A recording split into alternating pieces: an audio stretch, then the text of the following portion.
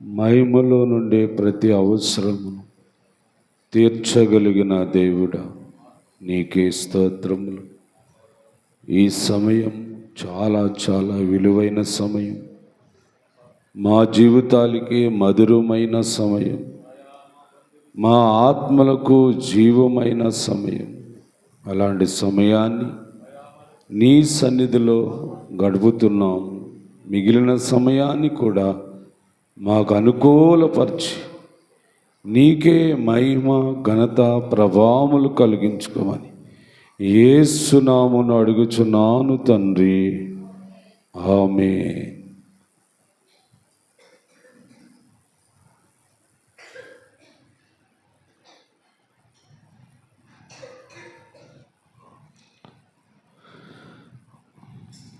దేవునికి స్తోత్రం.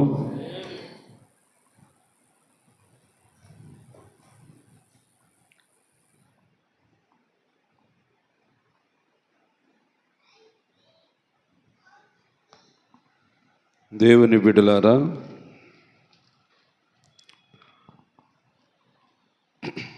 దైవ సన్నిధికి వచ్చిన మీ అందరికీ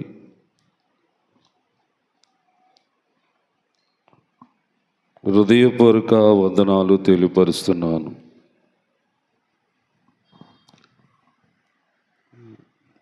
గత రాత్రి మనము కొన్ని సందర్భాలు తెలుసుకున్నాం. ఫరో రాజుకు వచ్చిన కళ, దాని భావము చెప్పటానికి యోసేపు చెరసాల నుండి వచ్చాడు. చెరసాల నుండి వచ్చిన యోసేపుకి ఒక సలహా రాజుగారు చెప్పుచున్నట్లుగా ఉంది. ఈ మాటని మనము చదువుకుందాము. ఆదికాండము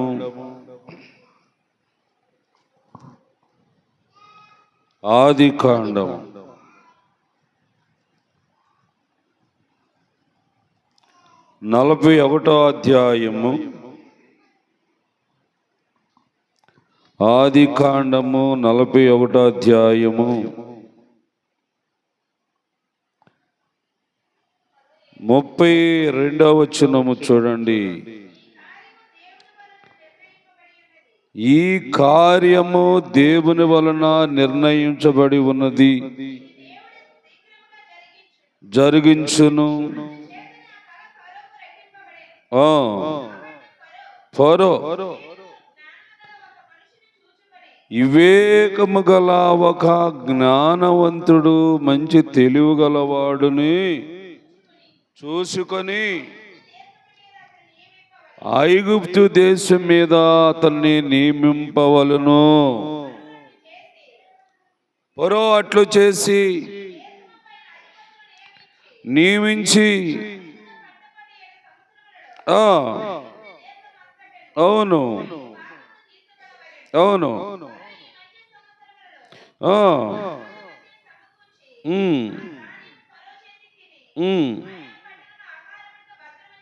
చేయవలను.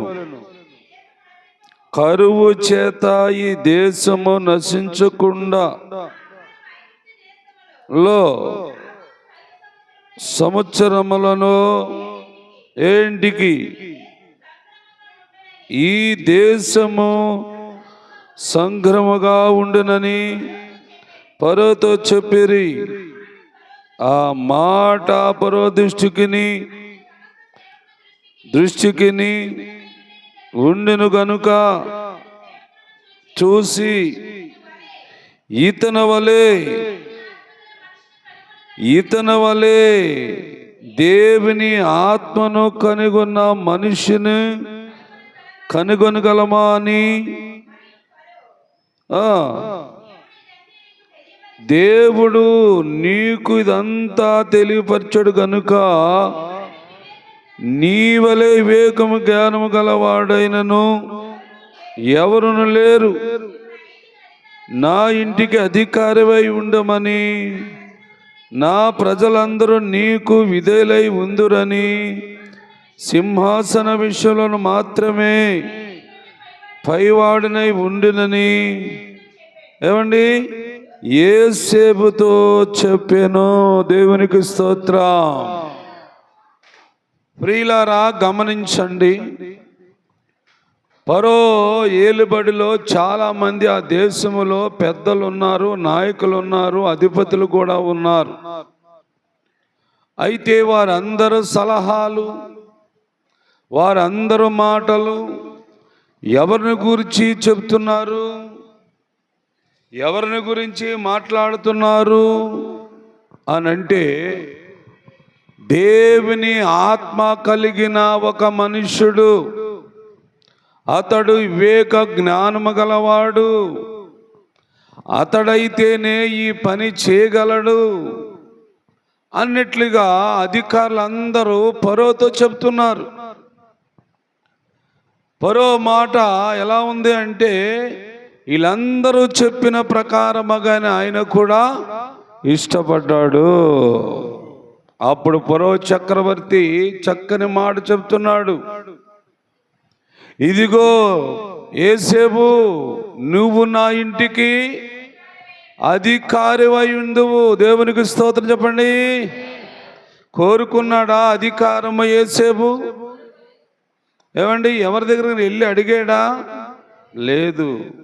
చూడండి, దేవుని యొక్క ఆత్మను గాని నువ్వు కలిగి ఉంటే, దేవుని చిత్తమును గాని నువ్వు జరిగిస్తూ ఉంటే, దేవుడు చెప్పింది చెప్పినట్లుగా నువ్వు చేస్తూ ఉంటే, దేవుడే ఆయనే చూసుకుంటాడు కదండి. ఒకసారి ఈ వాక్యాన్ని బట్టి మరొక వాక్యాన్ని చూపిస్తాను, మీరు చదవండి త్వరగా. రోమిలకు రాసిన పత్రిక 13వ అధ్యాయము చదవండి ఒక్కోసారి. ప్రతి వాడును పై అధికారులకు లోబడి ఉండవలను, దేవుని వలనది కలిగిన తప్ప. దేవునికి స్తోత్రం. ఏమండి అధికారము ఎవరి వల్ల వచ్చిందంట? దేవుని వలన. ఇప్పుడు ఈ వాక్యములో అధికారి ఎవరు అంటే యోసేపు అవబోతున్నాడు అధికారిగా. ఫరో చక్రవర్తి ఇన్నాళ్ళ అధికారిగా ఉండేవాడు, పరిపాలన చేసేవాడు, ప్రజలకి మేలు చేశాడు, కీడు చేశాడో, ఆయన ఏం చేశాడో తెలియదు. కానీ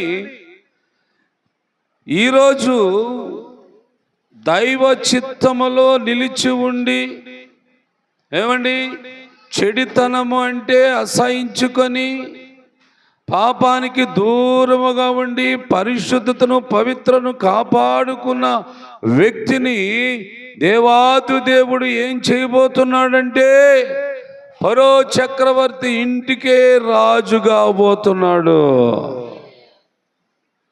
ఫరో చక్రవర్తి చెప్పేస్తున్నాడు అన్ని. ఆ ప్రజలందరూ అధికారులందరూ వింటున్నారు. ఇక మీదట నా ఇంటికి నీవే అధికారము. ఏమండి నా దేశంలో ఉన్న ప్రజలందరూ కూడా నీకు విధేయులై అవుతారు. ఏదైనా నువ్వు చెప్తేనే చేస్తారు. నువ్వు చెప్పిందే యాదవాక్కు. ఒక సింహాసన విషయంలోనే ఏమండి నేను నీకంటే పైవాడిని కానీ ఇంకా అన్ని విషయాల్లో నువ్వే అధికారు అని యోసేపును దేవుడు ఏమండి హెచ్చించేసాడండి. ఇక యోసేపు బాధ్యతలు తీసుకున్నాడు. ఇంకా ఏం చేయాలా? దేశం యొక్క క్షేమము కోరి, ప్రజల యొక్క మేలు కోరి తాను పరిపాలన చేయాలి. ఏమండి దేశములో ఉన్న జనులందరూకే భూములు ఉంటాయా, లేక ఒక్కడికే భూమి ఉంటుందా? దేశములో ఉన్న వారందరికీ భూములు ఉంటాయా, లేక ఒక్కడికే ఉంటుందా భూమి? దేశములో ఉన్న వారందరికీ ఎంతో కొంత 5 ఎకరాలు, 10 ఎకరాలు, 2 ఎకరాల ఎకరము ఇలాగా భూములు కలిగి వారు ఇంతకాలము పంటలు పండిస్తున్నారు, పండిన పంటని అమ్ముకుంటున్నారు, ఆ డబ్బులు ఆదాయం చేసుకుంటున్నారు, ఆ డబ్బులతో మళ్ళా కొనుక్కుంటున్నారు, తింటున్నారు. ఇంతకాలం అలా జరిగింది ఐగుప్తు దేశంలో. అయితే ఫరో చక్రవర్తి యోసేపును రాజుగా నియమించిన, అధికారిగా నియమించిన కాలము ఏం చేయాలని ఆలోచిస్తున్నాడు యోసేపు. వెంటనే ఊరందరికీ సాటింపేపించాడు, అందరికీ తెలియపరిచాడు. ప్రజలారా, దేశ నివాసులారా, భూములు గల వ్యవసాయదారుకులారా, పొలం పండిస్తున్న మనుషులారా, ఇదిగో మీరందరూ ఈ మాట వినాలి. ఏ మాట వినాలి అని ఆలోచిస్తున్నారు మనుషులు. యోసేపు పలుకుచున్న మాటలు వినాలి. ఏమి చెప్పబోతున్నాడు యోసేపు అంటే, ఇక ఫరో చక్రవర్తి ఏం మాట్లాడలేదు, ఇక ఆయన సలహాలు లేవు, ఇక అంతా యోసేపే మాట్లాడుతున్నాడు. దేశంలో ఉన్న ప్రజలందరికీ చెప్పేశాడు, పొలాలు వేయండి, విత్తనాలు చల్లండి, పంటలు పండించండి. అయితే పండిన పంట మీరిక మీదట బయటి వారికి, విదేశాలకు అమ్మటానికి వీలు లేదు. విదేశాలకి, బయటి వారికి మీ పంటలో, మీ పొలంలో పండిన పంటని అమ్మటానికి వీలు లేదు. ఇక మీదట పండిన పంట అంతా నేనే కొంటాను, నేనే కొనుక్కుంటాను అన్నట్లుగా ప్రజలకి చెప్పేశాడు రాజు యోసేపు. ఇంకా వ్యవసాయదారులందరూ ఏం చేశారు? పొలాలు దున్నుతున్నారు, విత్తనాలు చల్లుతున్నారు, ఏమండి పంటలు పండిస్తున్నారు. తొలి సంవత్సరం, మొదటి సంవత్సరము, రెండవ సంవత్సరము, మూడవ సంవత్సరము, నాలుగో సంవత్సరము, ఐదో సంవత్సరము, ఆరో సంవత్సరము, 7 సంవత్సరాలు పంట విస్తారముగా ఐగుప్తు దేశములో పండింది. దేవునికి స్తోత్రం. ఆ పంట పండటానికి కూడా కారణం ఎవరు? దేవుడే. ఆకాశంలో వర్షమును కురిపించి, నేలను తడిపించి, నేలలో నుండి మొక్కలను మొలిపించి, ఆ మొక్కలు వెదిగి ఫలాలు కాసి, ఆ ఫలాలు మనుషులందరికీ ఆహారము అని దేవుడు ఆదిలో నుండి కూడా ఆలోచించాడు. భూగోళం మీద ఏం జరగాలో, భూమి మీద ఉన్న ప్రజలు ఏమేమి తినాలో దేవునికి తెలుసు. అందుకు ఆ పంటలన్నీ పండుతున్నాయి. అన్ని రకాల పంటలు వేశారు వాళ్ళు. విస్తారంగా పంట పండిన పంట అంతా 7 సంవత్సరాలలో ప్రతి సంవత్సరము యోసేపు వారి దగ్గరికి వెళ్ళటం, వారి పొలంలో పండిన ధాన్యమును ఎన్ని బస్తాలై, ఏమంటే ఎన్ని డబ్బులు ఇవ్వాలా అన్నట్లుగా ఇలాగ అంతా యోసేపు చేతుల మీదే జరుగుతుంది. దేవుని బిడ్డలారా, యోసేపు చేతుల మీద ధాన్యం అంతా కొనబడింది. ఇక యోసేపు ఏం చేశాడు? రెండో పని అంటే, ఈ ధాన్యమును స్టాక్ పెట్టడానికి గోడాములు కట్టించాడు. ఏమండి, గదులుగా, రూములుగా బిల్డింగులు ఏర్పాటు చేశాడు. ఈ డబ్బల్లో ఎలాగొస్తుంది అని అంటే, ఫరో చక్రవర్తి అధికారం ఇచ్చేసాడు కదా యోసేపుకి. ఇక ఇష్టం, ఈయన ఒక యువరాజు, దేశం మీద వచ్చిన ఆదాయం అంతా, డబ్బంతా ఈయన దగ్గరే ఉంది. ఇక ప్రజల యొక్క క్షేమ సమాచారం ఈలే చూసుకోవాలా అన్నట్లుగా నియమించుకున్నాడు యోసేపు. ఏమంటే తన దగ్గరున్న ధనాన్ని బట్టి ధాన్యమును కొన్నాడు, గోడాములు కట్టించాడు, వాటిలో పెట్టేశాడు. తర్వాత 7 సంవత్సరాలు మళ్ళా మొదలయ్యింది. ఏమండి, దేశములో లేక ప్రపంచములో ఏమి లేదంటే వర్షము లేదు, నదులు ఎండిపోతున్నాయి, నీళ్లు లేవు, కాలువలు ఎండిపోతున్నాయి, నీళ్లు లేవు. ఏమండి, ఇక 7 సంవత్సరాలు మొదలైంది కరువు. ఎవరికి కరువు? ఎవరికి కరువు అండి? దేశములో ఉన్న ప్రజలకి ఇంకా వేరువేరుగా ఉన్న జనులకు ఏమండి కరువు కరువు కరువు కరువు. ఈ కరువు కానా దేశాన్ని కూడా తాకింది. అక్కడ నీళ్లు లేవు, అక్కడ పశువులకి మేత లేదు, అక్కడ ఉన్న ప్రజలు కూడా ఇబ్బందులు పడుతున్నారు. కానీ అన్ని దేశాల్లో ఏముంది అంటే మీరేం చెబుతారు? మీకేం అర్థం కావట్లేదు కదా. అన్ని దేశాల్లో డబ్బులున్నాయి కానీ పంటలు లేవు. అలా చెప్పాలి టపాలమని మీరు ఇంకా వాక్యం అర్థం కానట్టుగా ఉంటున్నారేంటి మీరు? దేశములో ఏముంది అంటే డబ్బులున్నాయి కానీ ఏమి లేదు, పంటలు లేవు. డైరెక్ట్గా దాని కాడికి వెళ్ళిపోతారు. ఏమి లేదు, పంటలు లేదు. ఎందుకు పంటలు లేవు? వర్షము కురవలేదు. ఎందుకో ఆలోచించండి దేవుని బిడ్డలారా, ఆలోచించాలి. ఒక నీతిమంతుని, ఒక భక్తిపరుణ్ణి ఏమండి బాధ పెట్టినా, ఏమండి హింసించినా, ఆ వ్యక్తిని నిందించినా, ఏమండి మిగతా మన ప్రజలందరూ కూడా ఏదో ఒక ఇబ్బంది గురవుతారంటండి. అదే జరిగింది ఇక్కడ కదా. కానా దేశంలో వర్షాలు ఎందుకు లేవు? ఏమండి వారు ఎందుకు పంటలు పండించలేదు? వారు 7 సంవత్సరాలు పండించిన పంటలన్నీ ఏం చేసుకున్నారు? వాళ్ళు అమ్మేసుకున్నారు, డబ్బులే కాజేసుకున్నారు. డబ్బులే ఉంటే చాలే, డబ్బులు ఉంటే బతాంలే అనుకున్నారు వాళ్ళందరూ. కానీ ఐగుప్తు దేశంలో యేసు ఏం చేశాడు? ధాన్యమును స్టాక్ పెట్టాడు. బయట దేశాలకు అమ్మటానికి లేదు. రాబోయే 7 సంవత్సరాల కరువు ఉంది, దేవుడు తెలియపరిచాడు. ఆ కరువులో మీకు ఆహారం ఉండాలంటే, ఆ కరువులో మీరు సమృద్ధిగా తినాలంటే మీ ధాన్యము ఇతర దేశాలకు వెళ్లకుండా మన దేశంలోనే ఉండాలన్నట్లుగా యేసేపు దేవుని ఆత్మ కలిగిన వాడుగా ఆలోచన చేశాడు. అంటే భవిష్యత్తును దేవుడు తెలియపరచడం ద్వారాగా యేసేపు జాగ్రత్త పడ్డాడు. ప్రజలకు క్షేమం కలగాలి, ప్రజలకు మేలు కలగాలి, ప్రజలు సంతోషంగా ఉండాలి అనుకున్నాడు యేసేపు. అందరినీ చెప్పేశాడు, అందరి దగ్గర దాన్ని కొనేసాడు, స్టాక్ పెట్టేశాడు. తర్వాత ఏం జరుగుతుందో చూస్తారా? తర్వాత ఏం జరుగుతుందో చూడండి ఒకసారి. 42వ అధ్యాయముకు రండి, చదవండి త్వరగా. 40 ధాన్యము ఐగుప్తులో ఉన్నదని యాకోబు తెలుసుకున్నప్పుడు మీరేలా ఒకరి ముఖములు ఒకరు చూసుకుంటున్నారు అని కుమారులతో అనెను. మరియు అతడు, చూడుడి, ఐగుప్తులో ధాన్యమున్నదని వింటిని, మనము సావక బ్రతుకున్నట్లు మీరు అక్కడికి వెళ్ళి మన కొరకు అక్కడ నుండి ధాన్యమును కొనుక్కొని రండి అని చెప్పగా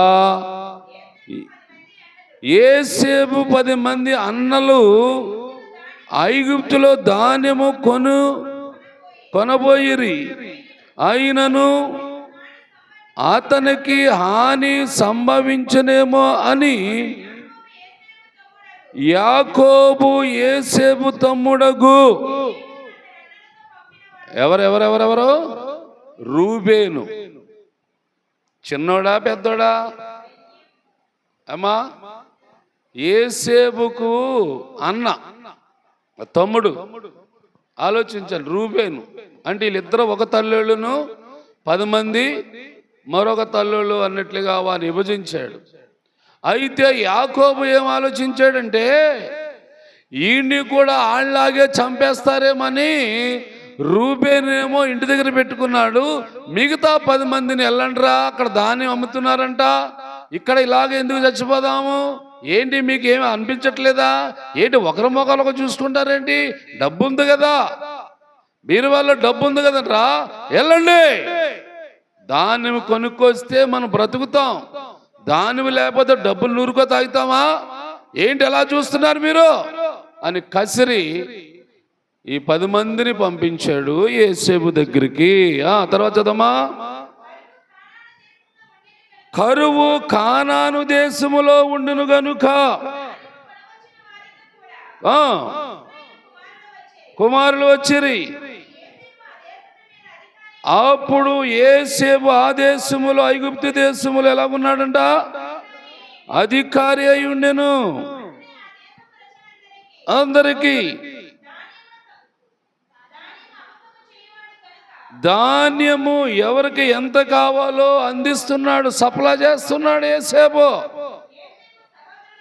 యోసేపు సహోదరులు వచ్చి ఏం చేశారంట? మోపేరు, నేలను మోపేరు. అర్థం ఏంటి? రాజుగారు యోసేపు, కానీ 10 మంది అన్నలకు యోసేపు తమ్ముడన్న సంగతి తెలుసా? తెలీదు. దేవుని బిడ్డలారా అర్థం చేసుకోవాలి. ఏనాడు కళ్ళు కాసాడు యోసేపు, ఇదిగో ఈనాడు నెరవేరుతుంది. ఆ కలలు బాల్యములో కాసిన కలలు యోసేపు ఎన్ని సంవత్సరాల తర్వాత నెరవేరిందంటారు? సుమారు 20 సంవత్సరాల తర్వాత నెరవేరింది. ఉందా ఓపిక నీకు? ఓర్పు ఉందా? దేవుడు నీకు ఒక దర్శనం ఇచ్చాడు, దేవుడు కళ ఇచ్చాడు, ఆ కళ నెరవేరుస్తాడని నమ్మకం నీకుందా?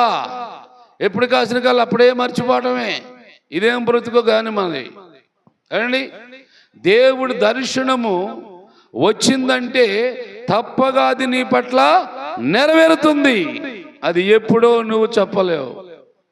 దేవుని చిత్తము అనుకూలం అవ్వాలా. ఇదిగో యోసేపు జీవితంలో ఆనాడు కలలో కాసిన భావము ఇక్కడ కనబడింది. ఏ కల కాసాడని చెప్పాడు అన్నలకి? అన్నయ్యలారా, మనమందరం పొలంలో పని చేస్తున్నాము, ఏమండి, మనం పనులకు వస్తున్నాము, మీ కట్టిన పనులన్నీ కూడా నాకు మొక్కినట్లుగా నా పనికి సాగిలు పడ్డాయిరా అని చెబితే కోపగించుకున్న రోజు. ఏంటి, మా మీద నువ్వు అధికారం అవుతావా, మమ్మల్ని ఏలేవాడు అవుతావా అని అసూయతో మాట్లాడారు అన్నలందరూ ఆ రోజు. ఇదిగో ఇప్పుడు 10 మంది ఏం చేస్తున్నారమ్మా?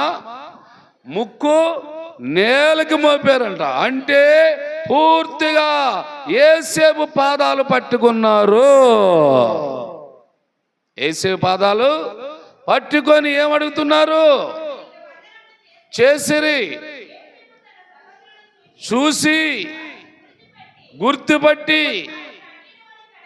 ఏమండి, ఎలా కనపడ్డాడంట? అన్నిటి వలే కనబడుతున్నాడు. ఎవరు? యోసేపు. కానీ యోసేపు అయితే అన్నదమ్ములు అలాగని గుర్తించాడే కానీ ఈ వచ్చిన 10 మంది యోసేపు మా తమ్ముడు అలాగన్నారా? లేదు. అది ఒక మర్మం అలా దాగి ఉంది. యోసేపు యొక్క ఆలోచన ఏమండి, మా అన్నలు నా దగ్గరికి వచ్చారు అని ఆలోచిస్తున్నాడు. ఆ రోజు చంపేశారే నన్ను అని పగపెట్టుకున్నాడా? లేదు. గోతిలో పడేసారే నన్ను ఎలాగ నేను అసూయపడ్డా? లేదు. ఏమండి, ఇంత చెడి కార్యం చేశారే మళ్ళా నా దగ్గరకు వచ్చారేంటి అలాగని ఏమైనా పగ పెంచుకున్నాడా? లేదు. ఇదే నీ విశ్వాస జీవితం ఉండాలి. నీకు కీడు చేసే వాళ్ళు ఉన్నా, నిన్ను గురించి ఒకరు చెడిగా మాట్లాడే వాళ్ళు ఉన్నా, ఏమండి, నీకు ఏదైనా ఇబ్బంది తలపెట్టే వాళ్ళు ఉన్నా, నువ్వు నిజమైన దేవుని బిడ్డవైతే, నిజమైన క్రైస్తవురాలు అయితే నువ్వు ఏమనుకోవాలా? వారు చేసిన తప్పులు ఒప్పులు గుర్తు చేసుకోకుండా వారి పట్ల నువ్వు ప్రేమ కలిగి ఉండాలి. అది విశ్వాసం. ఏమండి, గతంలో మీకు నాకు చాలా మంది శత్రులు ఉండవచ్చు. మాటల వల్ల గాయపరిచారో, పనుల వల్ల బాధ పెట్టారో, నీకు ఏదో ఒక ఇబ్బంది చేశారు, కాదనట్లేదు. అయితే వారందరిని నువ్వేం చేయాలి ఈరోజు?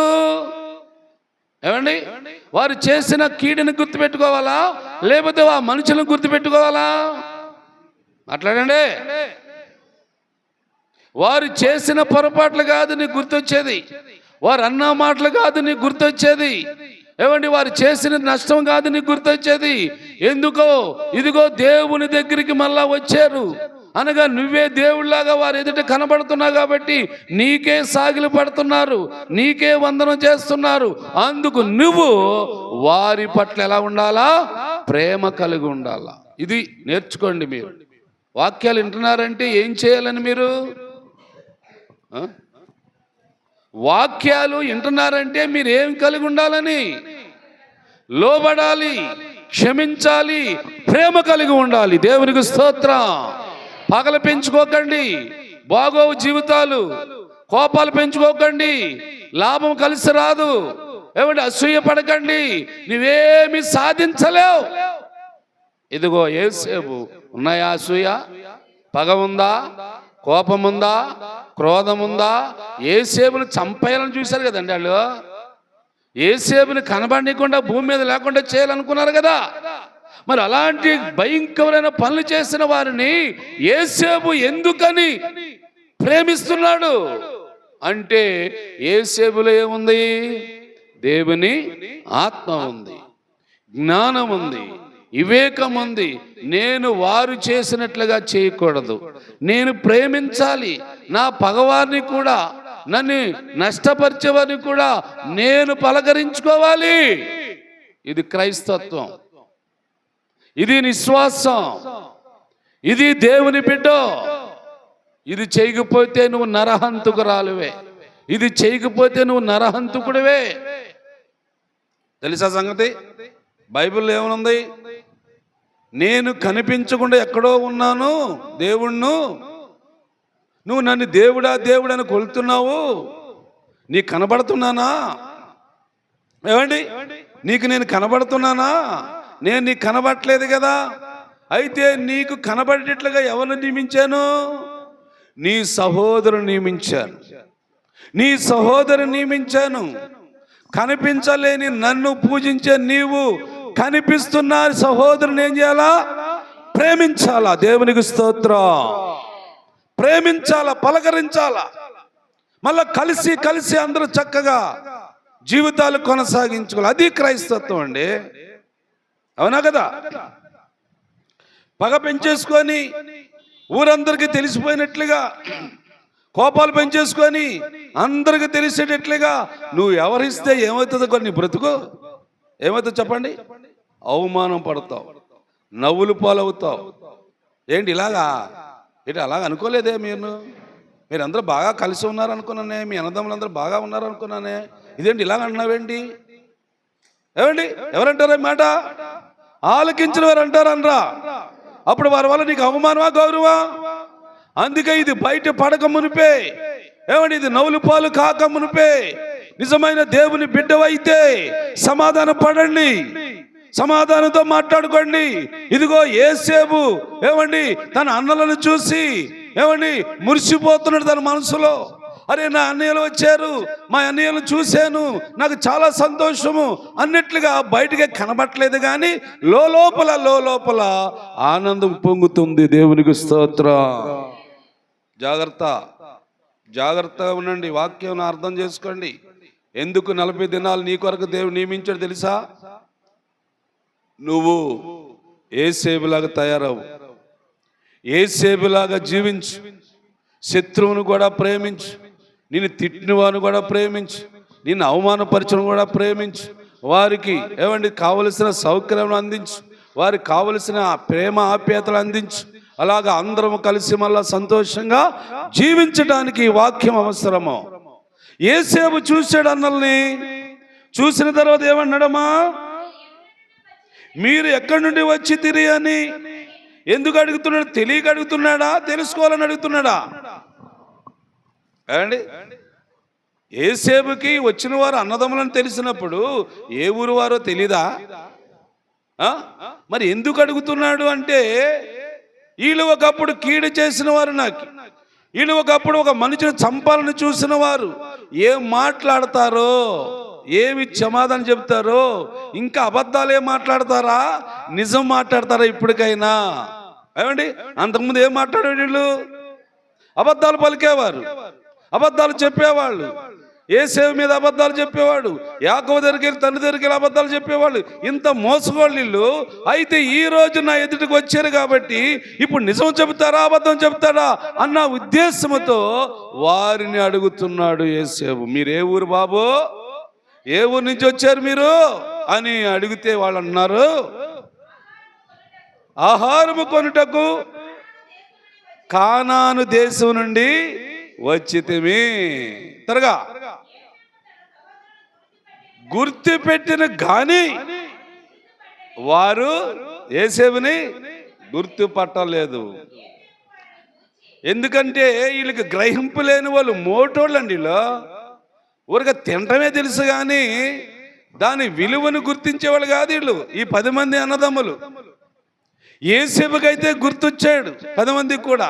మరి ఈ 10 మందిలో ఒక్కడైనా గుర్తుపట్టలేదండి యేసేపుని. అంటే అప్పుడు పెద్దోడైపోయాడు కదా యేసేపు. అవును, యవనస్తుడయ్యాడు, రూపవంతుడయ్యాడు, కళ, తేజస్సు, కిరీటం, వస్త్రాలు చూస్తే రాజు రాజు అనుకున్నారు కానీ మా తమ్ముడని మాత్రం వాళ్ళు గుర్తించలేకపోయారు. దేవుని బిడ్డలారా, గ్రహింపు లేదు వాళ్ళకి, అర్థం చేసుకునే మనసు లేదు. దున్నపోతుల్లాగా మనుషులుగా భూమి మీద పడుతున్నారు తప్ప అర్థం చేసుకుంటలేదు. ఆలోచించాలి కదా, ఏమంటే ఆలోచిస్తేనే కదా అర్థం అవుతుంది. ఒక పరిస్థితి మీద నీకు అవగాహన రావాలంటే నువ్వేం చేయాలా? ఆలోచన రావాలా. అప్పుడు నువ్వు నిజమైన దాన్ని తెలుసుకోగలుగుతావు. ఆలోచన లేకుండా, ఏమీ లేకుండా, ఏమండి పశువులు బతున్నా నేను బతున్నా అన్నట్లుగా ఉండకండి. మారండి, మార్పు చెందండి. గత కాలం మర్చిపోండి. గత సంవత్సరంలో ఏం జరిగిందో వదిలేయండి. దేవాది దేవుడి మీద మనం ఆధారపడ్డాం. దేవాది దేవుని వైపు చూస్తున్నాం. ఆ దేవుని ఆరాధిస్తున్నాం. అందుకు నీకు నాకు ఏం కావాలా? దేవుని ఆత్మ కావాలా, దేవుని జ్ఞానం కావాలా, దేవుడిచ్చిన వివేకం కావాలా.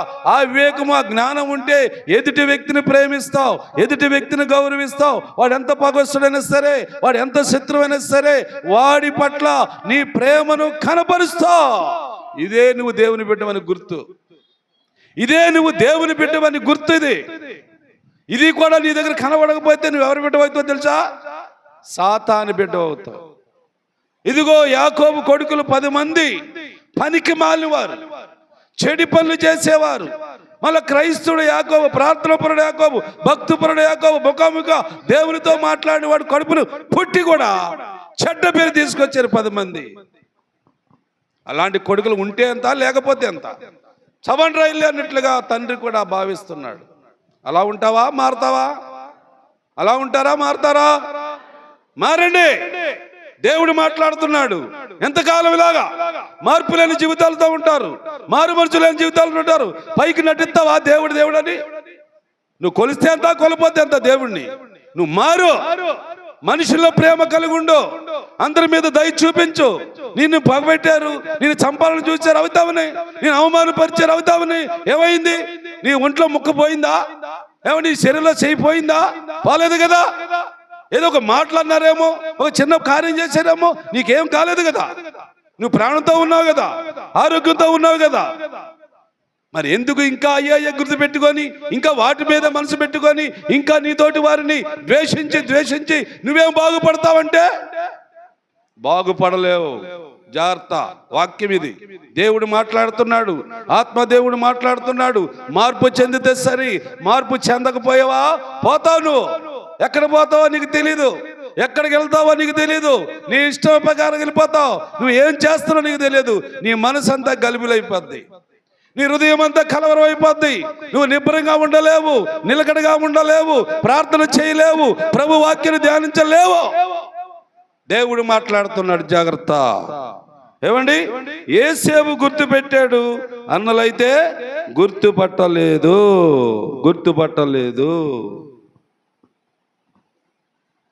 త్వరగా వెళ్ళిపోదాం ముందుకి. దేవుని వాక్యం మీద మనసు పెట్టండి. టైం అయిపోతుంది కాబట్టి నేను త్వరగా ఈ కథను ముగించేస్తాను. వాళ్ళతో అయిపోద్ది. ఏమండి, 43 అధ్యాయంకి వచ్చానమ్మా. 43 అధ్యాయానికి. ఆ దేశమందు కరువు భారంగా ఉన్నందున కనుక ఐగుప్తు నుండి తెచ్చిన ధాన్యమును తినివేసిన తర్వాత వారి తండ్రి, మీరు మరలా వెళ్ళి మన కొరకు కొంచెము ఆహారమును కొనుకరండని వారితో చెప్పగా, యూదా అతను చూసి, ఆ మనుషుడు మీ తమ్ముడు మీతో ఉన్నాడా?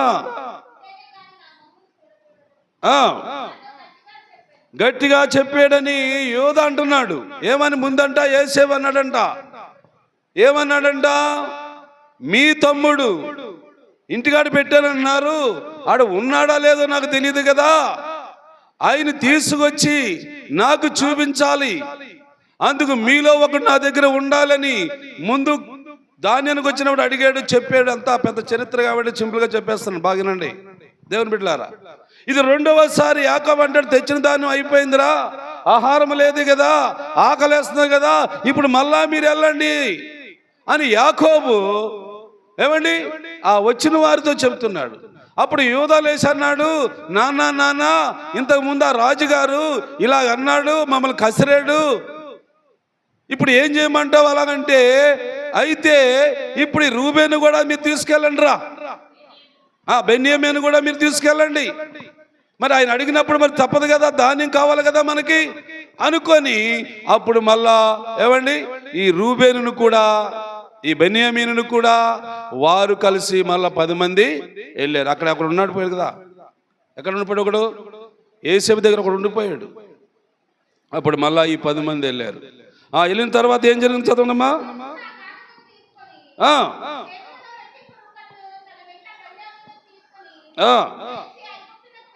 వెళ్ళి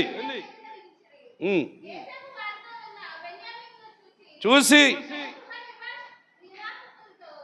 తన గృహ నిర్వాహకుడితో ఈ మనుషులను ఇంటికి తీసుకొని పోయి, దేవునికి స్తోత్రం. ఏ మనుషులను తీసుకొని పొమ్మన్నాడు యోసేపు? వచ్చాడు కదా. ఇప్పుడు ఎవరు వచ్చారమ్మా? బెన్యామీను కూడా కలిసి వచ్చాడు కదా. ఈయన చూడగానే ఇంకా సంతోషం, ఈ బెన్యామీను చూడగానే ఇంకా ఆనందం. ఎవరికి? యోసేపుకి. అయితే ఈ 10 మందిని ఏమండి ఆ 11వ వాడితో కూడా కలపండి, 11వ వాడితో కలపండి అని ఆయన దగ్గర ఉన్న పనివారితో యోసేపు చెప్పాడు. అప్పుడు యోసేపు చెప్పిన ప్రకారంగా ఆయన దగ్గరున్న గృహ నిర్వాహకులందరూ కలిసి ఈ 10 మందిని తీసుకొని వెళ్ళి ఒక ఇంట్లో పెట్టారు. ఏమండి ఇంట్లో పెట్టిన తర్వాత ఏం జరిగిందంటే, ఒక మేకను కోసాడు. ఏమండి శత్రువులకు భోజనం పెట్టొచ్చా? మాట్లాడరే, మీ దగ్గర ఇదే గుణం నాకు నచ్చదు. శత్రువుకి భోజనం పెట్టొచ్చా? పెట్టకూడదు. అయితే పెడుతున్నాడంటే ఏమిటి ఆలోచన? దేవుని ఆత్మ కలిగిన వాడు, దేవుని దర్శనము కలిగిన వాడు, దేవ జ్ఞానముతో ఉన్నవాడు, శత్రువులను కూడా సైతము ప్రేమించే గుణము కలిగిన వాడు యోసేపు.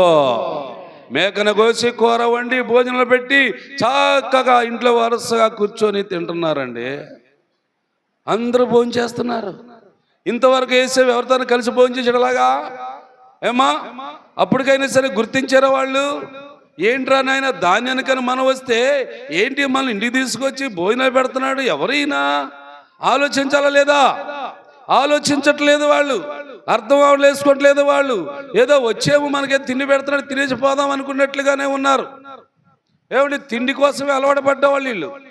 సత్యాన్ని గ్రహించరు, ఉన్న విషయాన్ని అర్థం చేసుకోరు, దేవుడు ఉన్నాడని గుర్తు కూడా లేదు వీళ్ళకి. ఏదో వచ్చేమో దాన్ని ఇస్తున్నాడు, తిన్నాం పోతున్నాం అన్నిట్లుగానే వారు ఉంటున్నారు. కానీ వారు యోసేపుని గురించి తెలుసుకోవటానికి కూడా ఎంత మాత్రం ప్రయత్నము చేయలేదు. చేయకపోతే అప్పుడు భోజనాలు చేశారు. ఏమండి భోజనాలు చేస్తూ ఉంటే అది ఎవరు చూశారో? ఎవరు చూశారమ్మా? ఎవరు చూడలేదా? ఎవరు చూశారంటారు? ఆ గృహ నిర్వాహకుడు, ఆ దేశాన్ని పరిపాలిస్తున్న ఫరో చక్రవర్తి కూడా చూశాడు. ఇదంతా పెద్ద చరిత్ర అయిపోతుంది, సింపుల్గా ముగించేస్తున్నాను. బాగా చూసి చదువుకోండి తర్వాత మీరు. ఇదే కథ, ఈ అన్నదమ్ములకి యోసేపుకి, అన్నదమ్ములకి యోసేపుకి కథ. 4 అధ్యాయాలు అంతా ఆళ్ళ చరిత్రే. నేను నోటి మాటగా చెప్పేస్తాను, మీరు జాగ్రత్తగా గుర్తుపెట్టుకోండి. నాకు తెలిసిపోయింది కథ అంతా. ఈ కథ అంతా నాకు తెలుసు, ఎన్నో సంవత్సరాలు చదివాను నేను. ఏమండి ఇప్పుడు యోసేపు అన్నదమ్ములు వీళ్ళందరూ కలిసి భోజనాలు చేస్తూ ఉంటే గృహ నిర్వాహకులు చూస్తున్నారు.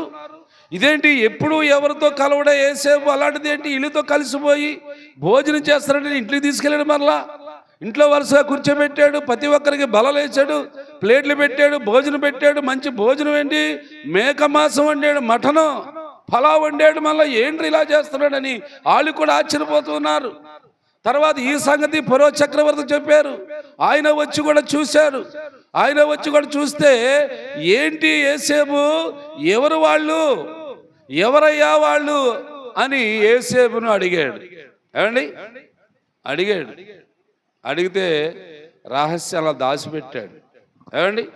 ఇలాగ వీళ్ళు అప్పుడప్పుడు వచ్చి వెళ్తూ ఉంటున్నారు, అప్పుడప్పుడు ధాన్యం కోసం రావటము, ఇక్కడ భోజనం చేసి వెళ్ళటము, ఇదంతా రాజుగారు చూస్తూ ఉన్నాడండి. రాజుగారు చూస్తూ ఉన్నాడు. రాజుగారు అప్పుడు యేసేపుని అడిగితే అప్పుడు యేసేపు ఏం చేశాడు? రహస్యాన్ని చెప్పేశాడు. అయ్యగారు, రాజుగారు కానా దేశములో పుట్టి పెరిగిన యాకోబు కుమారులు మా అన్నయ్యుళ్ళు అండి. వాళ్ళు మీ అన్నయ్యుళ్ళ? ఇటు ఇంతమంది ఉన్నారా? మరి ఇంతమంది ఉంటే నువ్వేంటి మా ఊరు వచ్చావు? మరి బానిసగా వచ్చావేంటి నువ్వు? ఏమైనా పేదవాడా మీ నాన్నగారు? ఏమండి ఆస్తులు లేనివాడా మీ నాన్నగారు? కాదండి, ఆస్తులు ఉన్నవాడే, గొర్రెలు మేకల మందలు విస్తారంగా ఉన్నవాడే మా తండ్రి గారు. కాకపోతే చిన్న కుట్ర జరిగింది అక్కడ. నాకు దేవుడు దర్శనమిస్తే కలలో మాట్లాడే సంగతులు చెబితే వాళ్ళు నా మీద అసూయ పెట్టుకొని నన్ను చంపాలని గుంట్ల పారేశారు. అయితే యూదా అన్నవాడు నన్ను బయటకు తీసి ఏదో ఒక రీతిగా ఈయన చంపకుండా పంపించేస్తే ఎక్కడికి పోతాడు కదా అని నన్ను ఇలాగా మీకు అమ్మేశాడండి. ఆ కారణం చేత మీ దేశం వచ్చానండి నేను. అలాగంటే యేసేపు, అరే రే నువ్వు వచ్చావా? నువ్వు కాదు రావటము, నిజంగా నీ దేవుడే మా దేశానికి నిన్ను తీసుకొచ్చాడు. నువ్వు రావటం వల్ల ఇప్పుడు ఏం జరుగుతుంది? ఏ దేశంలో లేకపోయినా సరే పంటలు మన దేశంలో పండేటట్లుగా దేవుడే దీన్ని నీ ద్వారాగా మా అందరికి మేలు చేశాడు అని రాజు కూడా ఇంకా మెచ్చుకున్నాడండి. ఏమండి? తర్వాత రాజు యేసేపు ఏం చేశాడంటే ధాన్యము గోతాల్లో పెట్టేసిన తర్వాత ఏమండి రాజు యేసేపు తిన్న పళ్ళెం ఒకటి ఎండి పళ్ళెము ఒకటి సంచిలో పెట్టాడు. ఏమండి పెట్టి ఇదిగో అబ్బాయి కట్టాను, మూటలు కట్టాను, మోసుకోపోంటారు అలాగని పంపించేశాడు. మూటలు పట్టుకొని ఇంటికి వెళ్ళిపోయిన తర్వాత దాన్ని మూటలు ఇప్పారు కదా. ఇప్పు చూస్తే ఒకటి చెంచులో ఏముంది? ఎండి పళ్ళెం ఉంది, ఎండి గిన్నె ఉంది ఆ గోతాములో. చూడండి ఒకసారి, లేకపోతే 43వ అధ్యాయం 22వ వచనం చదవండి ఒకసారి. ఆహారము కొరకు మరియు రూకలిచ్చి తీసుకొని మా గోనులోనే ఉంచి అందుకతడు మీకు క్షేమము కలుగునుగాక, భయపడకుండండి, మీరు మీ పితృదేవుడైన మీ దేవుడు మీకు గోనెల్లోనే ధనమిచ్చి మీ రూకలనిచ్చి మిమ్మలను ఏమండి ఇవన్నీ కూడా ఏమండి యేసేపు చేసినప్పుడు కూడా యేసేపు ఏమంటున్నాడు? దేవుడైన యెహోవాయే ఈ పని మీకు చేసాడు అని దేవుణ్ణి ఎక్కువగా మహిమపరుస్తున్నాడు యేసేపు. నేను చేసాను అంటలేదు. ఏమండి వారు డబ్బులు వాళ్ళ సంచిలో పెట్టేశాడు, కుట్టించేశాడు, మోసుకుంటారు అలాగని పంపిస్తే ఇంటికి వచ్చి చూడబడికేంటి ఎవరి సంచులు చూస్తాను డబ్బులు ఉన్నాయి, ఇదేంట్రా డబ్బులు తీసుకోకుండా ధాన్యం ఇచ్చాడు మనకి అనుకుని వాళ్ళు ఆశ్చర్యపోతున్నారు అక్కడ. ఏమండి కానీ సత్యాన్ని వారు గ్రహించట్లేదు. అటు మనకు కావలసిన వాడా, అటు మన బంధువా అన్నట్లుగా ఏమీ వాళ్ళు గుర్తించట్లేదు. కానీ ఏంటి ఇతను మన డబ్బులు మనకి ఇచ్చేస్తున్నాడు, మన ధాన్యం ఊరని ఇచ్చేస్తున్నాడు, ఇవన్నీ మనకు మంచిగా జరుగుతున్నాయి, మనం అందరం సమృద్ధిగా ఆహారం తింటున్నామని వీళ్ళు అనుకుంటారే. కానీ వీడు మన బంధువు అనే సంగతి వాళ్ళకు తెలియలేదు. దేవుని బిడ్డలారా, ఇది మీరు కొంచెం అర్థం చేసుకోండి, మనమందరం అర్థం చేసుకుందాం. యేసేపు ఇంకా ఏం చేయబోతున్నాడో చూద్దామా? చూడండి 45వ అధ్యాయంకి రండి. ఇప్పుడు మొదటి వచనం చూడండి. అప్పుడు యేసేపు తన వద్ద నిలిచిన వారందరి ఎదుట తను తాను అణుసుకొని జాలక పంపివేయడని చెప్పి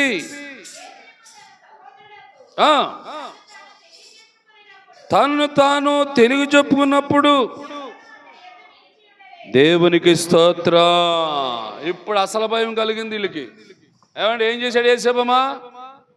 తన వద్ద నిలుచున్న వారందరూ ఆశ్చర్యంగా చూస్తున్నాడు. ఏంటి భోజనాలు పెడతాడు వీళ్ళకి, మేకలకు వస్తున్నాడు ఏంటి, ఫలాలు పెడతాడు ఏంటి, అలాగని అందరూ ఆశ్చర్యంగా చూస్తున్నారు. కానీ వాళ్ళందరినీ పంపేశాడు. అబ్బాయి మీరు వెళ్ళిపోండిరా, మీ ఇళ్ళకి మీరు వెళ్ళిపోండిరా అన్నాడు. అప్పుడు ఉన్నది ఎవరు? యోసేపు అన్నదమ్ములే ఎదురుగా ఉన్నారు. అప్పుడు యోసేపు ఏం చేశాడు? వెలుగెత్తి వేడవగా యోసేపు, నేనే యోసేపును, నా తండ్రిని యాకోబు ఇంకా బ్రతికే ఉన్నాడా అన్నలారా అని అడిగినప్పుడు అతని అన్నదమ్ములందరూ అతని సముఖమందు తొందరపడి ఉత్తరం ఇయ్యలేక సమాధానం చెప్పలేకపోయిరి.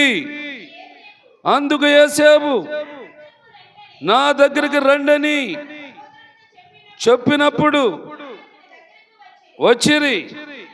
అప్పుడు అతడు వెళ్ళినట్లు, నేనే మీరు అమ్మివేసిన సహోదరునైన నేనే యోసేపును రా బాబు, మీ తమ్ముడును నేనే, మీరు నా అన్నలు, మీరు పరావాళ్ళు కాదు, అందుకే మీకు ధాన్యము ఫ్రీగా ఇస్తున్నాను, అందుకే ధాన్యం మీరు డబ్బులు తీసుకోకుండా ఇచ్చాను ఇప్పటి వరకు, అందుకే మీతో కలిసి నేను భోజనం చేయడానికి ఒక రూములో ఏర్పాటు చేశాను. ఇవన్నీ వరుసగా చెప్తా ఉంటే వాళ్ళకి సమాధానం చెప్పడానికి లేదు అవకాశం. నిజమా కదా? అవునా కదా? ఎందుకు చెప్పలేకపోతున్నారు? అంతకుముందు వాళ్ళు తప్పు చేశాడు. ఏమండి, తప్పు చేసిన వ్యక్తి ఎవడైనా సిగ్గుపడతాడు. ఎప్పుడు చెప్పండి ఏం బాబు? తప్పు చేసిన వ్యక్తి సిగ్గుపడాలంటే నువ్వేం చేయాలా? వాళ్ళు ప్రేమించాలా, వారిని పరామర్శించాలా, వారిని పలకరించాలా. అప్పుడు వారి నెత్తి మీద నింపులు గొప్పటి పెట్టినట్టు ఉంటుంది వాళ్ళకి. అరే నేను కీడు చేసేనే అయాలా, నేను ఇలా పొరపాటుగా మాట్లాడిన అయాలా, ఎన్నన్నా సరే కానీ బరాయించుకొని సహించి నన్ను గౌరవించారు, నన్ను ప్రేమిస్తున్నారు, ఎంత మంచి హృదయం ఉందో వాళ్ళకని తెలుసుకోవాలంటే తప్పనిసరిగా నువ్వు ప్రేమించాలా. సహోదరులు చేర్చుకోవాలి. దేవునికి స్తోత్రం. ఎవరిని చేర్చుకోవాలి? సహోదరులు చేర్చుకో. నీకు విరోధం అయితే అవ్వచ్చు, నీ మీద నిందలు మోపితే మాపొచ్చు, నీ గురించి చెడు ప్రసారం చేస్తే చేయొచ్చు, చేసుకొని నీకేం కాలేదు కదా. నువ్వేం చేయాలి ఇప్పుడు? ఇదిగో సంగతి అంతా చెప్పేశాడు. అన్నలారా దగ్గర రండిరా, అన్నయ్యలారా దగ్గర రండి అంటే వాళ్ళందరూ వచ్చారు దగ్గరికి. యోసేపుతో కలిసిపోయారు, యోసేపుతో ముచ్చడిస్తున్నారు. కానీ యోసేపుకు దుఃఖం ఆగట్లేదు, ఏడుస్తున్నారు, అంగలారుస్తున్నాడు, విలపిస్తున్నాడు. ఇంతకాలం నుంచి అన్నలారా మీకు దూరం అయిపోయాను నేనే, మీ ప్రేమను నేను పొందుకోలేకపోయినా అన్నలారా, మీతో నేను కలిసి మాట్లాడలేకపోయినా అన్నలారా, నన్ను కూడా మీరు క్షమించండి అన్నలారా అన్నట్లుగా ఆ మాటలైతే చెప్పలేదు, కానీ మనసులో భావము ఉంది. యోసేపు కూడా మా అన్నయ్యలతో కలిసి ఉండేవాడును, మా అన్నయ్యలతో కలిసి మాట్లాడేవాడును, అది లేకుండా నాకు కొంతకాలము చీకటి వచ్చింది, అన్నదమ్ములకి మాకు మధ్యలో కొంచెం భేదం వచ్చింది, ఏంటి ప్రభా ఇలా జరిగిందని కాసేపు ఏడ్చాడు, కాసేపు అంగలార్చాడు యోసేపు. ఏమండి, ఆ తర్వాత ఏం జరిగింది చదవమ్మా. వచ్చినట్లు దుఃఖపడకండి, మీరు నన్ను అమ్మివేసినందుకు మీరు దుఃఖపడనవసరం లేదన్నలారా.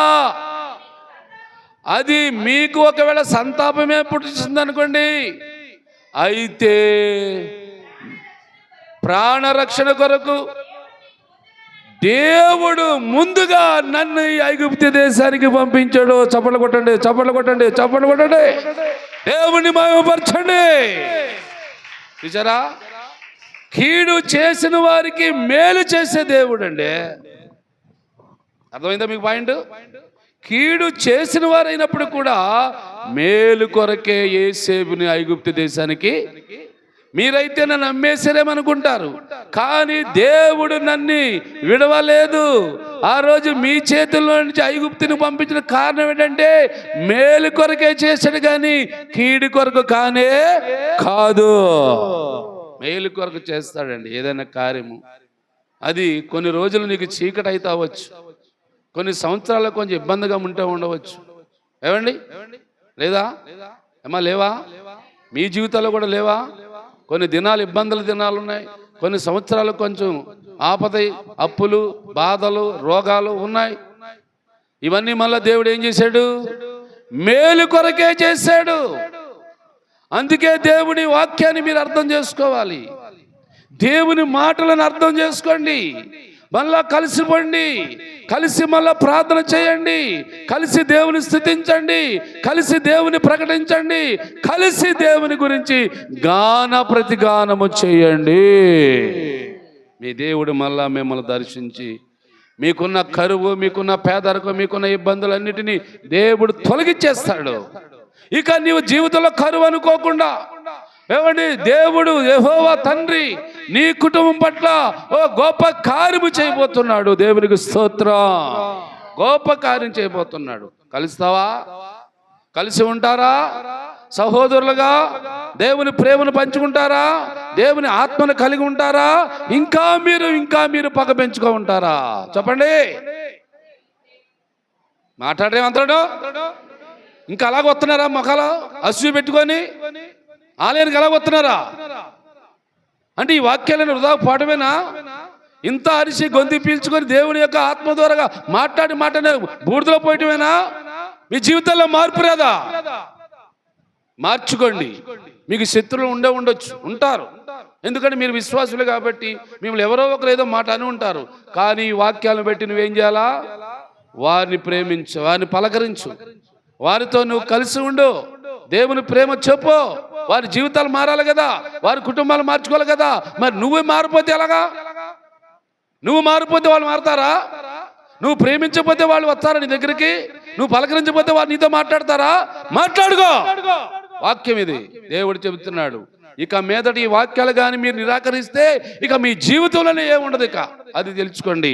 యేసేబు అంటున్నాడు, ఏమండి, ఇది కీడి కొరకే వచ్చిందనుకుంటున్నారా? నో, కీడి కొరకు కాదన్నలారా. దేవుడు మీ మేలు కొరకే, మీ ప్రయోజనం కొరకే నన్ను ముందుగా ఐగుప్తు దేశానికి పంపించాడు. ఐగుప్తు దేశానికి పంపించాడు దేవుడు. అందుకు ఆ దేవుని బట్టి నువ్వు, ఆ దేవుని బట్టి మీరు మహిమపరచండి, ఆ దేవుని మీరు కొలుసుకోండి, ఆ దేవుని మీరు నమ్ముకోండి, ఆ దేవునితో మీ ప్రయాణమును కొనసాగించండి అని యేసేబు, ఏమండి, యేసేబు అందరితో మాట్లాడుతున్నాడు. ఏమండి, 26వ అధ్యాయంకి రండి. ఇప్పుడు 26వ అధ్యాయము 27వ వచనం చదవండి ఒకసారి త్వరగా. 27వ వచనం. ఐగుప్తులో అతనికి పుట్టిన యేసేబు కుమారుడు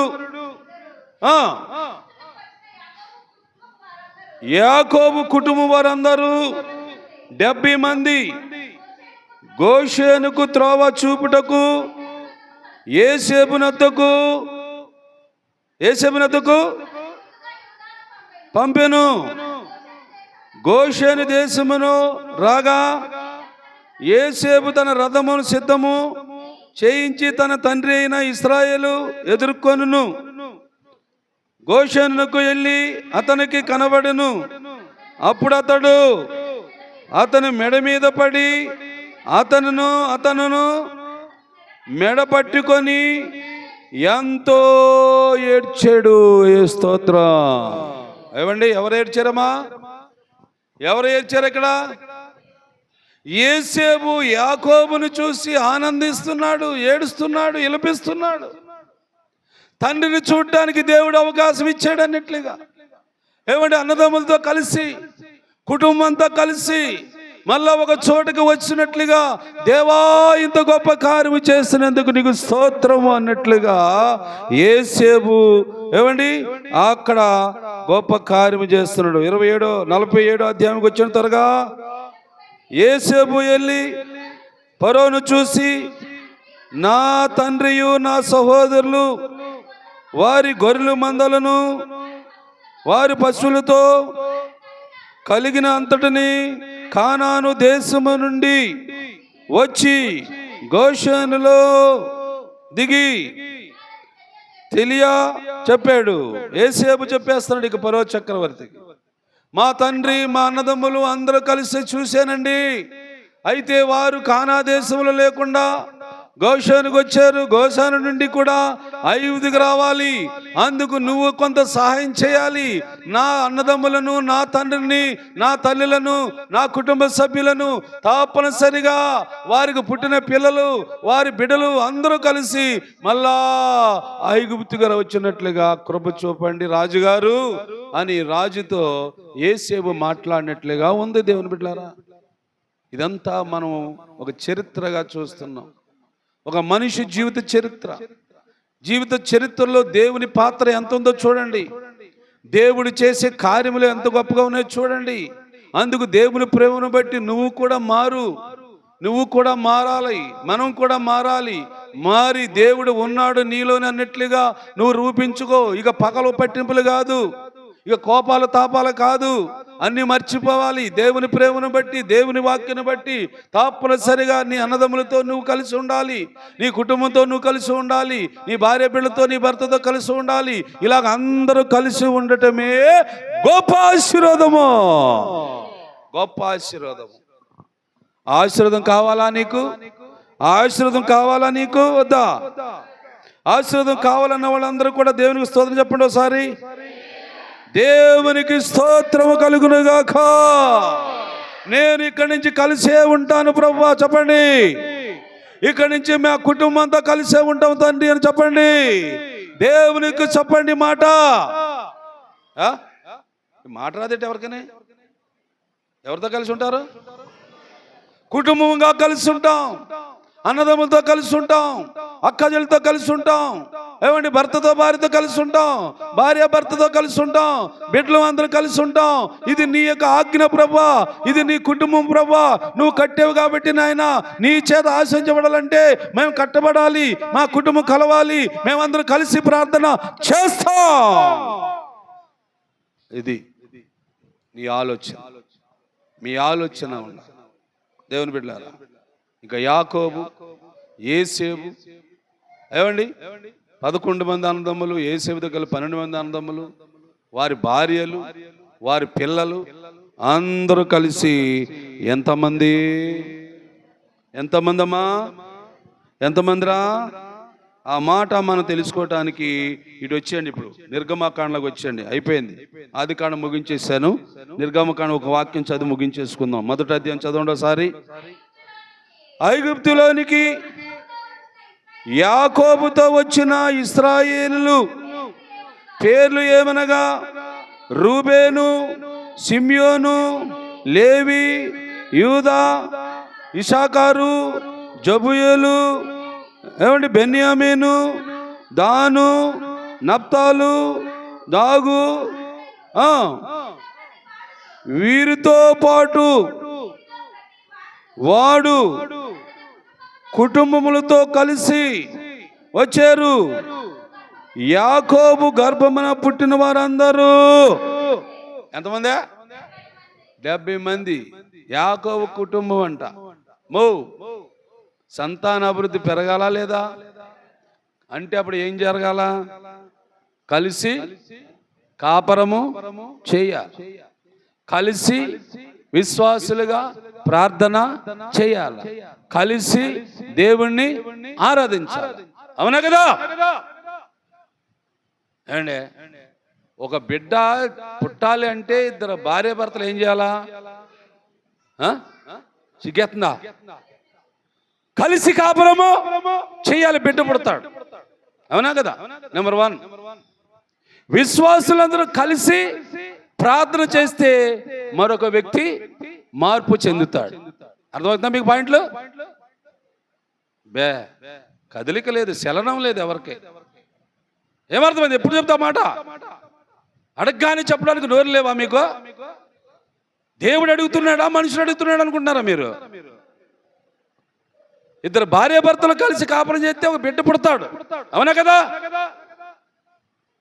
విశ్వాసులతో కలిసి ప్రార్థన చేస్తే ఒక అన్యుడు మార్పు చెందుతాడు. మరి ఈ కార్యాలు జరగాలా లేదా? కాపురం ఉండాలా లేదా? కలిసి ప్రార్థన ఉండాలా లేదా? ఇది నేర్చుకోండి, ఈ అలవాటు నేర్చుకోండి. కలిసి ప్రార్థన చేయాలా, కలిసి కాపురం చేయాలా. ఈ రెండు కూడా దైవ కార్యాలండి. మీరు ఏదో లోకరీతిగా ఆలోచిస్తున్నారా? ఒక భార్యాభర్తను ఎందుకు దేవుడు జతపరిచాడంటే ఒక బిడ్డకి జన్మనివ్వాలి.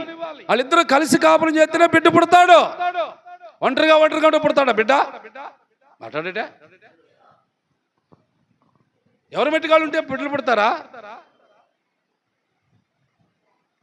మరి బిడ్డలు పుట్టాలా లేదా? అన్నిలు మారాలా లేదా? మరి మారాలంటే ఈ పనులు జరగాలా లేదా? మరి జరగాలంటే కలవాలా లేదా? ఇదిగో కలిసేరు వీళ్ళంతా. యాకోబు కుటుంబము 70 మంది అంటండి. అసలు యాకోబు సంతానం ఎంతమంది? 12 మంది కదా. 12 మందికి 12 భార్యలు. అప్పుడు ఎంతమంది? 24. మరి మిగిలిన వారు అందరూ ఎవరు? పిల్లలు. అర్థమవుతుందా మీకు పాయింట్? మిగిలిన వారు అందరూ ఎవరు? పిల్లలు. 24 మంది భర్త భార్యలండి. మరి 70 మందిలో 24 మంది తీయండి పక్కకి. 24 తీస్తే ఎంతమంది ఉన్నారు? 36 మంది పిల్లలండి. మనవాళ్ళు అండి పుడతారు. ఎలా పుట్టారు? కాపురం చేస్తే పుట్టారా? కాపురం చెబితే పుట్టారా? కాపురం చేస్తేనే పుడతారు. పుట్టేవారిని కూడా చంపేస్తున్నావు నువ్వు. పనికి మాలి నీ ఆలోచన. దేవుడు నీకు బిడ్డనిస్తానని అనుకుంటా ఉంటే ఆ బిడ్డకి జన్మ లేకుండా చేస్తున్నావు. దరిద్రులారా, అర్థమవుతుందా మీకు వాక్యం? దేవుడు మీ గర్భాన్ని ఒక బిడ్డని ఇవ్వాలని ఆలోచిస్తుంటా ఉంటే మీరు ఎందుకు బిడ్డను పుట్టనీయకుండా చేస్తున్నారు? పాపం కదా అది? అది నరహత్య కదా అది? ఏమా ఏంట్రా మీకు? అది పాపం కాదన్నప్పుడు ఏమనాలి మీరు? పాపని చెప్పాలి గట్టిగా. అది నరహత్య కాదా అన్నప్పుడు ఏమనాలా? నరహత్య అని చెప్పాలా? ఇలా మొక్కలు పెట్టుకొని మాట్లాడండి. నోరులో ఇచ్చాడు దేవుడు, మాట్లాడాలి కదా. ఉన్న నిజం ఒప్పుకో. సత్యం ఇది, నిజం ఇది. ఇది లేకుండా, ఇది చేయకుండా దేవుని మహిమపరిచేస్తావా నువ్వు? దేవుని యొక్క ప్రణాళిక ఏంటి అసలు? ఒక స్త్రీని ఒక పురుషుని నిర్మించడానికి కారణం ఏంటి? వారుండే సంతానము కలగాలని కదా. ఆ సంతానము నా బిడ్డలు అవ్వాలని కదా దేవుడు ఆశించాడు. మరి ఆ సంతానం కలగకుండా, బిడ్డలు పుట్టకుండా నువ్వే అడ్డుపడుతున్నావు అంటే దానికి ఎవరు బాధ్యులు అంటారు? ఇప్పుడు నువ్వే కదా అప్పుడు ఆ పుట్టే బిడ్డని చంపేస్తున్నావు. పుట్టే బిడ్డని నువ్వే కదా రానికుండా చేసేస్తున్నావు. అప్పుడు నువ్వెవరు? నువ్వు నరహంతుడు కదా. అప్పుడు నరహంతురాలు కదా నువ్వు. ఇది పాపం కదా. పాపం వల్ల వచ్చే జీతం నాశనం, నాశనం, నాశనం. జాగ్రత్త, మేలుకో. వదిలేయ్ గతం, వదిలేయ్ గతం మర్చిపో. వద్దు నీకే. భవిష్యత్తును చూడు, రాబోయే దినాలు చూడు. నీవెలా ఉండాలో తీర్చుకో. ఈ వాక్యాలు పెట్టి నువ్వు నేను ఎలా ఉండాలి కలుసుకోవాలి. ఇదిగో యాకోబు సంతానం అంతా కలుసుకొని ఐగుప్తుకి వచ్చేసారు. ఐగుప్తు దేశంలో ఇప్పుడు ఏసేబే చక్రవర్తి, ఏసేబే రాజు. ఇంకా ముందుకు ఏమవుతుందో బైబిల్ గ్రంథంలో చూద్దాము. ఈ రోజుకి ఈ వాక్యాన్ని దేవుడు దీవించునుగాక. ఇప్పుడు నేను ఆదికాండం పూర్తి చేశాను. ఏమా ఇప్పుడు మిమ్మల్ని ఒక ప్రశ్న అడిగితే టైం అయితే అవనాయండి, ఇలా ఎక్కువ అవనాయండి. మిమ్మల్ని ఒక ప్రశ్న అడుగుతున్నాను, జాగ్రత్తగా వినండి. ఈ ఆదికాండములో ఏమండి ప్రారంభ ప్రార్థన చేసిన వ్యక్తి పేరు ఎనోష్. నెంబర్ 1, దేవునికి స్తోత్రం. ఓకేనా? దేవునితో నడిచిన వ్యక్తి హానోక్. Okay, number 1. దేవుడు చెప్పిన పని చేసిన వాడు నోవాహు. ఓకే. దేవుని మనసును, హృదయాన్ని సంతోషపరచడానికి అర్పించాడు అబ్రహాము కదా. దైవ చిత్తములో ఉన్న అబ్రహాముకు మాటకి లోబడ్డాడు ఇస్సాకు. ఓకే. ఇస్సాకు యొక్క వాగ్దాన పుత్రుడుగా యాకోబు పుట్టి, యాకోబు దేవునితో పెనుగులాడి ఏం చేశాడంటే ఆశీర్వదించబడ్డాడు. యాకోబు కొడుకును పుట్టిన వాడే యేసేపు. వీళ్ళందరూ ఎంతమంది చెప్పండి? పేర్లు చెప్పేసారు కానీ ఎంతమంది లెక్కేస్తారు? ఇప్పుడు ఒక సంవత్సరం పడుతుందిలేండి. ఈ మొఖాలు తెల్లవారిని కాక 7 పురుషులు, ఎనోషుతో కలిపితే 7. మరి స్త్రీలు కూడా ఉన్నారు ఇందులోని. ఎవరు బాగా గుర్తింపుకు వచ్చిన వాళ్ళ పేర్లు చెప్పండి. ఆడవాళ్ళు శారా, రిబ్కా. వీళ్ళిద్దరు ఏమవుతారు? అత్తా కోడళ్ళు కలిసి ఉంటున్నారా, విడిపోతున్నారా? ఈ ప్రశ్న అయితే అందరికీ గుండెమంటే కదా. ఏం బతుకులే మన బతుకులు ఎలా ఉన్నాయరా బాబు? కలిసి లేని కుటుంబాలు ఎలా ఉంటాయండి? సుఖంగా బతికేస్తారా? అరే కలిసి ఉన్న కుటుంబాలు ఎంత ఆనందం అండి. కలిసి ఉంటే కుటుంబాలు అందరూ ఐక్యతగా ఉంటే ఎంత సంతోషం అండి. చూసేవాడు కూడా భయపడతాడండి. ఏమి కలవరం మీకు? ఏంటి అసలు మీకు వాక్యం వంటపడతా? మీకు వాక్యాన్ని అర్థం చేసుకోరా? వాళ్ళు శత్రువులు అయితే అవ్వచ్చు, మిమ్మల్ని తిట్టేవాళ్ళు అయితే అవ్వచ్చు, మిమ్మల్ని అవమానపరిచేది అయితే అవ్వచ్చు. అవని నువ్వు ప్రేమించు, నువ్వు లోబడు, చెప్పిన మాట విను, తప్పేముంది? ఏం పోతుంది? నీ డబ్బులు పోతాయా? నీ ఆదాయం పోద్దా? పోదు. దైవ ఆశీర్వాదం నీ ఇంట్లోకి వచ్చేస్తూ ఉంటుంది. వాడు ఎంత నేను అవమానపరిచే వాడే బాధలు పడతాడు కానీ, వాడే ఇబ్బందులు పడతాడు కానీ, నువ్వు మాత్రం ఇబ్బంది పడనివ్వడు దేవుడు. పడనివ్వడు దేవుడు. ప్రార్థన చేసుకుందాం. అప్పుడే మీ మనసులో వచ్చింది, పాప 10 అయిందా ఉండి అంటున్నాడు బాబా ఎలా అనుకుంటున్నారు. ప్రార్థన చేసుకుందాం. ప్రార్థన ప్రార్థన నిన్న వాక్యం గుర్తు చేసుకోండి. యేసేపుతో యెహోవా ఉండుట వలన ఐగుప్తు దేశంలో ఫరో చక్రవర్తి ఎదుట యేసేపు రాజుగా నియమించబడి అధికారిగా ఉన్నాడు. అలా అధికారిగా ఉన్నాడు. దేశ ప్రజల యొక్క క్షేమం కోరి, ప్రజల మేలు కోరి, వారు పండించిన పంటలన్నిటినీ కూడా డబ్బు పెట్టి కొని స్టాక్ పెట్టి, వచ్చే రాబోయే కాలంలో కరువు ఉందన్న సంగతి తెలుసుకున్న యేసేపు కరువులో అందరికీ ధాన్యము పంచి ఇచ్చాడు. సమృద్ధిగా తిన్నారు. అదే కరువు కానా దేశంలో కూడా ఉంటే యాకోబు కొడుకులు 10 మంది కూడా ధాన్యము కొనుక్కొని బ్రతికారు. అలాగా యేసేపు అన్నదమ్ములు కుటుంబం అంతా కలుసుకొని దేవుని మహిమపరిచారు. దేవుని మహిమపరిచారు. వారి పగలు ఉంటే ఉండవచ్చు, వారి కోపాలు ఉంటే ఉండవచ్చు. దేవుని మహిమపరచాలి, నువ్వు కలవాలి. దేవుని మహిమపరచాలని మీరు జతపడాలి. దేవుని మహిమపరచాక విశ్వాసులందరూ ఏకమవ్వాలి. దేవుని గణపరిచి దేవుని మహిమపరిస్తే నీకు ఆశీర్వాదము. పరిశుద్ధాత్ముడా, ఈ సత్యవాక్యాన్ని ప్రభా ఎవరు అపార్థం చేసుకున్నారు? ఇంకా ఎవరు అపార్థం చేసుకున్నారు నాయన? అయ్యా, అపార్థం చేసుకున్న వారితో మళ్ళా మాట్లాడుతండి. ఎవరినైనా అనాలోచనతో వింటున్నారో వాక్యాన్ని మళ్ళీ వాళ్ళతో మాట్లాడే ప్రభా. ఇదిగో నిన్ను చూశాడు యేసేపు, దర్శనంలో చూశాడు కళ ద్వారాగా. అయ్యా, మరి యేసేపు జీవితంలో ఆత్మ ఉంది. యేసేపు ఆత్మ కలిగిన వాడు, జ్ఞానం కలిగిన వాడు, వివేకం కలిగిన వాడు. ప్రజలు ఎలాగ పరిపాలించాలో, ప్రజల కోసం ఏం చేయాలో అయ్యా యేసేపు చేశాడు. ప్రజల యొక్క ఐగుప్తు దేశంలో ఉన్న ప్రజలందరికీ కడుపు నిండా ఆహారం పెట్టాడయ్యా. అయా పోషించాడయ్యా. అలాగే వారి తండ్రి గారి కుటుంబము యాకోబు యొక్క కుమారుని కూడా ధాన్యం ఇచ్చాడయ్యా.